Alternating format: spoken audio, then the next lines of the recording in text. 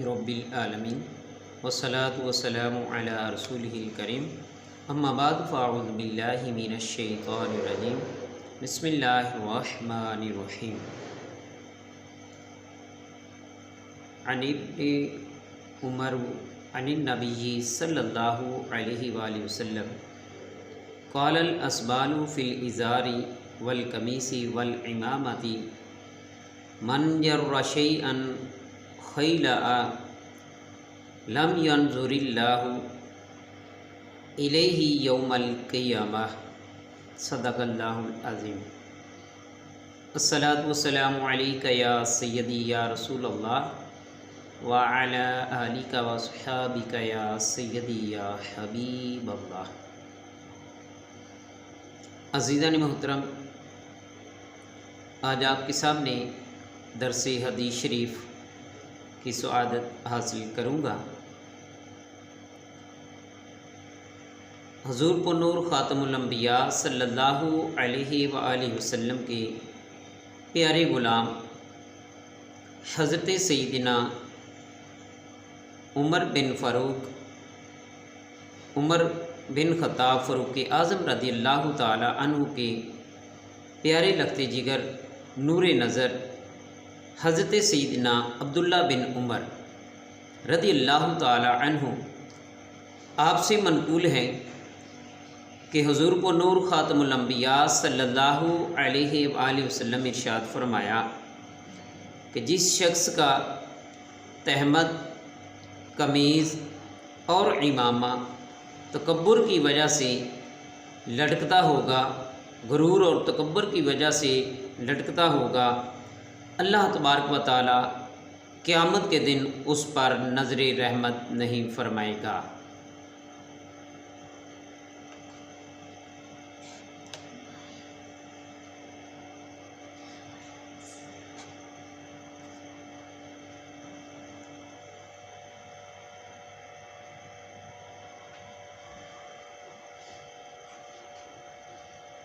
अज़ीज़ान इकरामी, हदीस मुबारका की रोशनी से पता चलता है कमीज़, तहमद और इमामे का शिमला तकब्बुर की वजह से अगर ज़मीन पर लटकता हो या कोई अपने कमीज़ को ज़मीन पर लटकाए या तहमद को करे गुरूर और तकब्बुर की वजह से, तो वो अल्लाह ताला उस पर नज़र रहमत नहीं फरमाएगा। दोस्तान मोहतरम, उस दौर में लोगों के पास कपड़ा बहुत कम हुआ करता था। कई ऐसे सहाबा इकराम थे कि जिनके पास पहनने के लिए सिर्फ़ चंद एक सूट हुआ करते थे। तो उस वक्त जो पैसेदार मालदार थे वो अपने आला लिबास पहना करते थे और बड़ा बड़ा कपड़ा लगाया करते थे, ताकि लोगों के दिलों के अंदर मेरा रोब और दबदबा हो, पता चले कि इसके पास बड़ा पैसा है, ये देखो कितने खुले खुले कपड़े पहनता है। खुले खुले कपड़े पहनने से मुराद कि वो गुरूर और तकब्बुर की वजह से अपनी तहमद को ज़मीन पर लटकाते थे। हालांकि हदीस मुबारका में हुक्म है कि मर्द जो है उसकी तहमद या शलवार ज़मीन पर लटकती ना हो, बल्कि आपके जो घुटने हैं जो वहाँ पर जैसे नमाज की हालत में हम रखते हैं वहाँ पर हर वक्त रहने चाहिए। औरतों के पांचे जो हैं वो नीचे होने चाहिए और मर्दों के ऊपर होने चाहिए। अज़ीज़ान गिरामी, गुरूर और तकब्बुर ये बहुत बुरी चीज़ है कि अल्लाह रब्बुल आलमीन को सबसे नापसंद जो चीज़ है वो गुरूर और तकब्बुर है, जो कि आजकल हमारे माशरे में बहुत तेज़ी से आ गया है कि हर तरफ देखो, हर माशरे में, हर घर में आपको अफराद नज़र आएंगे। हर महकमे में, कोई सरकारी है या गैर सरकारी, जो अपना जी है वहाँ तक वो पहुँच जाता है। गुरूर और तकब्बुर की वजह से کئی آدمی ایسے آئے، انسان ایسے آئے کہ جنہوں نے پیسہ دولت آ گیا، غرور اور تکبر میں آ گئے اور اپنے آپ کو خدائی کا دعویٰ کر دیا، جیسا کہ فرعون، نمرود، شداد وغیرہ آپ کے سامنے ہیں۔ اسی طرح غرور اور تکبر کی وجہ سے ابو جہل، ابو لہب، عتبہ، شیبہ وغیرہ یہ لوگ وہاں پر ہی رہے، ظلم و ستم میں رہے، غرور اور تکبر کی وجہ سے وہ دار اسلام میں داخل نہ ہو سکے۔ اسلام ہمیں عاجزی اور انکساری سکھاتا ہے، غرور اور تکبر کی آگ جو ہے اس سے بچاتا ہے۔ اسلام ہمیں عاجزی اور انکساری کا حکم دیتا ہے۔ اسلام تو ہمیں یہ درس دیتا ہے کہ اپنے بزرگوں کا ادب کرو، بڑوں کا ادب کرو، بڑوں سے محبت سے، پیار سے، شفقت سے کے ساتھ برتاؤ کرو، اور جو چھوٹے ہیں ان سے بھی شفقت اور پیار محبت سے برتاؤ کرو۔ اسلام ہمیں عاجزی انکساری کا درس دیتا ہے۔ اسلام غرور اور تکبر کے ہمیں بچاتا ہے، کیونکہ غرور اور تکبر کی آگ ایسی ہے کہ جو آپ کو سیدھی جہنم کی طرف کھینچ کر لے جائے گی۔ دیکھیے معاشرے میں کچھ لوگ ایسے ہوتے ہیں جو پہلے کچھ ہوتے ہیں، بعد میں عہدہ مل جاتا ہے تو پھر وہ غرور اور تکبر کی وجہ سے وہ برائی پر اتر آتے ہیں۔ آپ سیاست کے اندر دیکھ لیں، آپ کسی محکمے کے اندر دیکھ لیں، سرکاری ہو یا نجی سرکاری ہو، بہت ہی کم آدمی ایسے ملیں گے کہ جو عہدے کے اوپر فائز ہوتے ہوئے بھی بڑی عاجزی اور انکساری رکھتے ہیں، اور یقیناً وہی لوگ اللہ رب العالمین کو پسند ہیں جو عاجزی اور انکساری اختیار کرتے ہیں۔ آپ دیکھیے کہ بڑے سے بڑا ولی کامل، عالم دین، جیسے جیسے وہ اپنی منزل کو عبور کرتا جاتا ہے ویسے ویسے ان کے اندر عاجزی اور انکساری بھی بھرپور آ جاتی ہے۔ حالانکہ دین اسلام شروع سے ہی ہمیں عاجزی اور انکساری کا درس دے رہا ہے، اور بزرگان دین حضور سیدنا محدث اعظم پاکستان حضور قبلہ مفتی محمد امین صاحب رحمۃ اللہ تعالی علیہ، حضور محدث اعظم پاکستان مولانا سردار احمد صاحب رحمۃ اللہ تعالی علیہ، حضور امام اعظم ابو حنیفہ رحمۃ اللہ تعالی علیہ، داتا گنج بخش علی حجویری رحمۃ اللہ تعالی علیہ، حضور سیدنا غوث اعظم سرکار رحمۃ اللہ تعالی علیہ، تمام بزرگان دین جس کو بھی آپ دیکھ لیں ان کے اندر عاجزی اور انکساری ہوتی ہے، گویا کہ وہ قرآن و حدیث کے اوپر اپنا عمل کرتے ہیں تو وہ اپنی منزل طے کر جاتے ہیں۔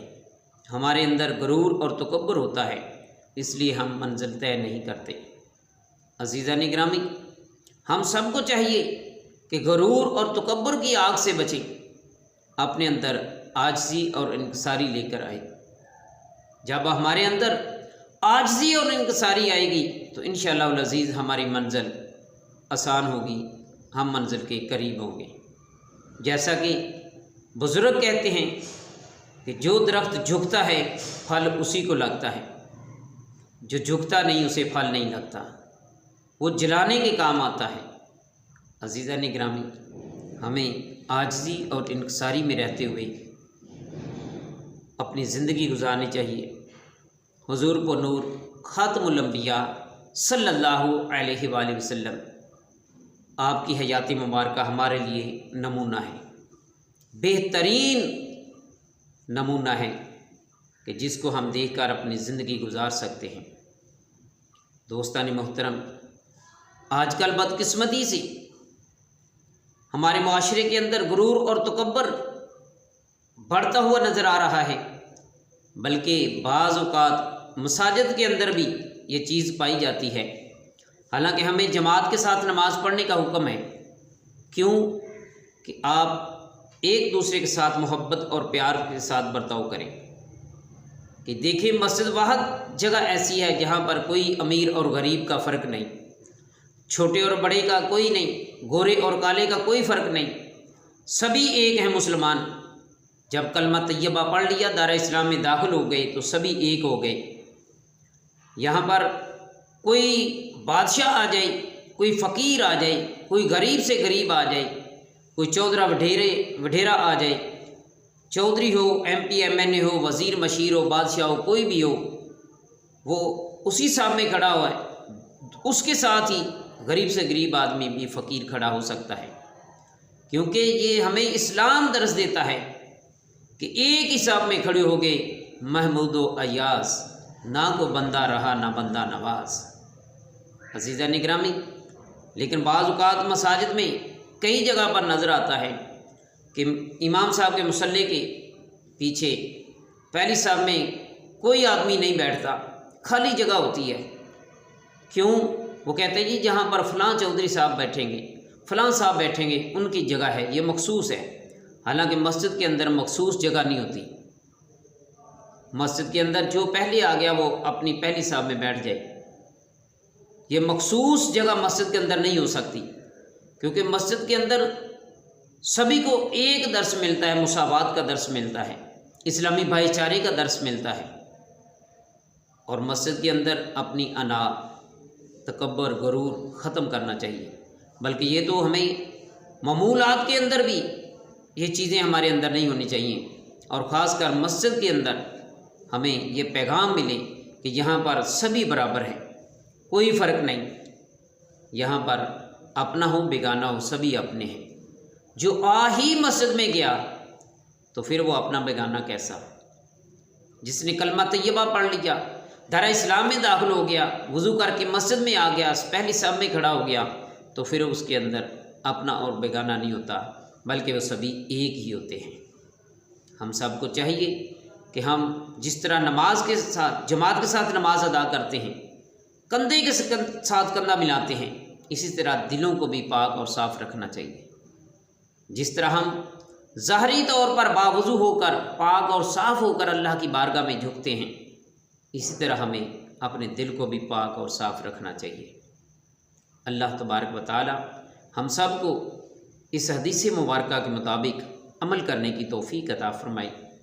حدیث مبارکہ تھی کہ حضرت سیدنا عبداللہ بن عمر رضی اللہ تعالی عنہ سے منقول ہے کہ حضور پر نور خاتم الانبیاء صلی اللہ علیہ وآلہ وسلم ارشاد فرمایا کہ جس نے اپنی تہمت، قمیض اور دستار میں سے کوئی چیز تکبر کی وجہ سے لٹکائے گا تو اللہ تعالیٰ قیامت کے دن اس پر نظر رحمت نہیں فرمائے گا۔ دعا ہے کہ اللہ رب العالمین ہم سب کو اس سے بچنے کی توفیق عطا فرمائے۔ اللہ رب العالمین ہمیں عاجزی اور انکساری کے ساتھ زندگی بسر کرنے کی توفیق عطا فرمائے۔ السلام علیکم۔